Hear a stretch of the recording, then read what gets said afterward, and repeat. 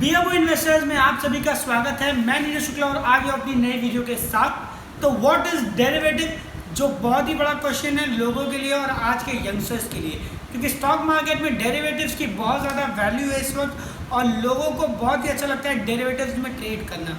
तो पहले तो मैं बता दूँ डेरिवेटिव्स क्या होता है। Derivative is something which derives from any underlying asset.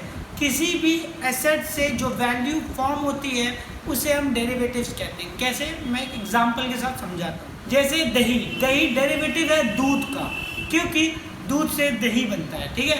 तो कोई भी अंडरलाइंग एसेट यानी दूध, उस दूध से जो भी वैल्यू डिराइव होती है उसे हम डेरिवेटिव्स कहते हैं, सिंपल भाषा में, ठीक है। अगर हम बात करते हैं स्टॉक मार्केट की भाषा में, किसी भी कंपनी या किसी भी स्टॉक या जो वैल्यू डिराइव होती है उसे हम डेरिवेटिव्स कहते हैं, ठीक है। अब मैं बता दूं कितनी तरह के डेरिवेटिव्स होते हैं। उससे पहले आपका ये जानना जरूरी है कि अगर आप इनिशियल स्टेज में हो स्टॉक मार्केट में और आप भी करना चाहते हो इन्वेस्ट या ट्रेड या नए IPOs खरीदना चाहते हो जैसे कि LIC, तो आप नीचे दिए गए लिंक के डिस्क्रिप्शन में जाके अपना डीमैट अकाउंट खोल सकते हो स्टॉक्स के साथ और आराम से इन्वेस्ट कर सकते हो, ट्रेड कर सकते हो, साथ ही साथ IPO भी खरीद सकते हो, ठीक है। तो डेरिवेटिव्स क्या होता है, उससे पहले आपका ये भी जानना ज़रूरी है कि डेरिवेटिव्स लोग पसंद क्यों करते हैं। क्योंकि इसमें वॉलेटिलिटी ज़्यादा होती है, इन्वेस्टमेंट कम लगती है और जल्दी से रिटर्न आ जाते हैं। लेकिन आपको ये बताना चाहूँगा कि अगर आप नए हो डेरिवेटिव्स मार्केट में तो प्लीज़ डायरेक्ट मार्केट में मत कूद जाना, because it needs a very good knowledge, ठीक है। अब मैं बताऊँ कितने टाइप्स के होते हैं डेरिवेटिव्स। तो derivatives by the way 4 types के होते हैं। पहला होता है फॉरवर्ड, दूसरा होता है फ्यूचर्स, तीसरा होता है आपका ऑप्शंस और चौथा होता है स्वैप। FNO के बारे में बहुत लोगों ने सुना होगा, फ्यूचर एंड ऑप्शंस।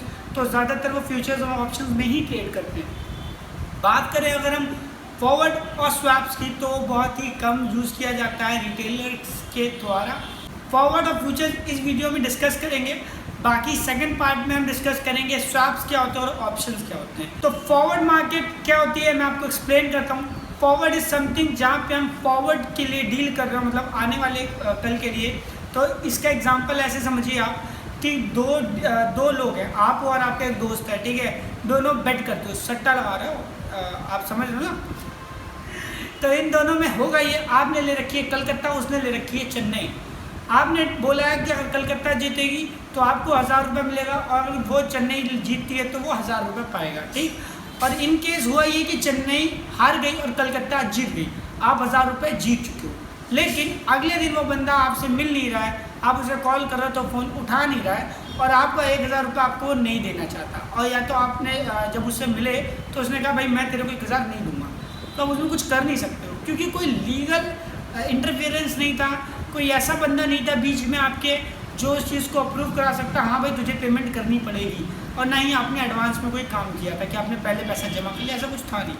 तो ऐसे केसेस में क्या होता है, फॉरवर्ड्स में ज़्यादातर OTC होता है, ओवर द काउंटर प्रोसीजर। तो इस वजह से जो अमाउंट होता है या जो ट्रेड होता है वो कभी कभी नहीं हो पाते हैं, इसका एक डिसएडवांटेज है। बाकी वो अच्छी चीज़ होती है फॉरवर्ड, अगर आप 2 लोग भरोसेमंद काम कर रहे हैं साथ में। तो एग्जांपल और दूंगा आपको, कोई किसान है वो 40 रुपये किलो धान बेचता है, ठीक है। उसको एक डर सताता है कि मैं अभी धान बोऊंगा 6 महीने बाद अगर वो धान नहीं बिक पाया 40 में या कम हो गया 35 में तो उसका नुकसान है।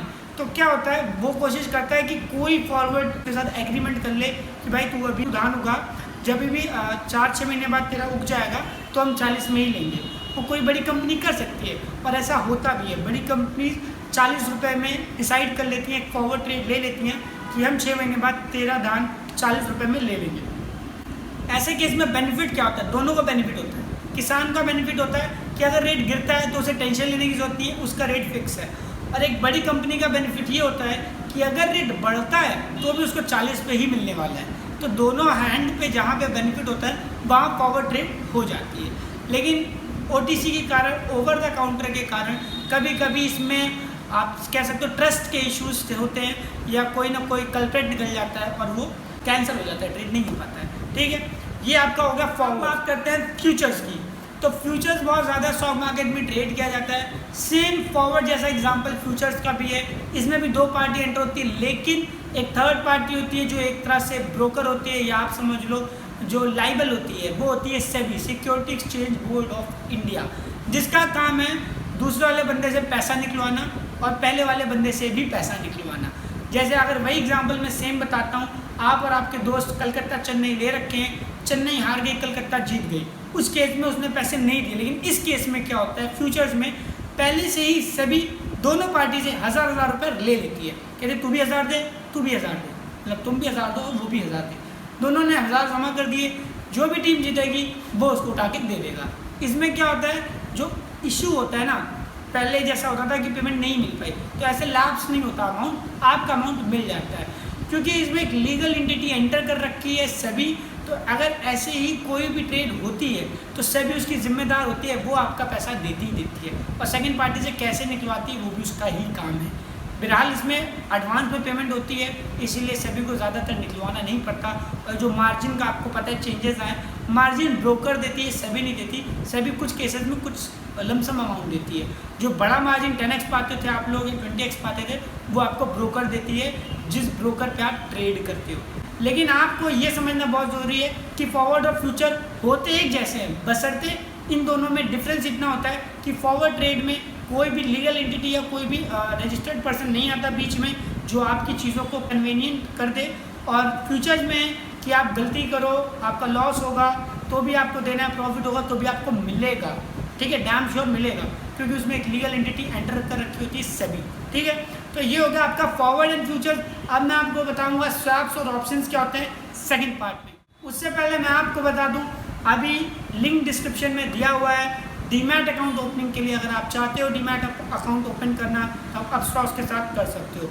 मिलता हूँ नेक्स्ट वीडियो में, तब तक के लिए अपना ध्यान, मन, तन, धन सब लगा दीजिए स्टॉक मार्केट में अपने हिसाब से, ठीक है। Bye bye, love you all. मिलता हूँ नेक्स्ट वीडियो में स्वैप्स और ऑप्शंस के साथ।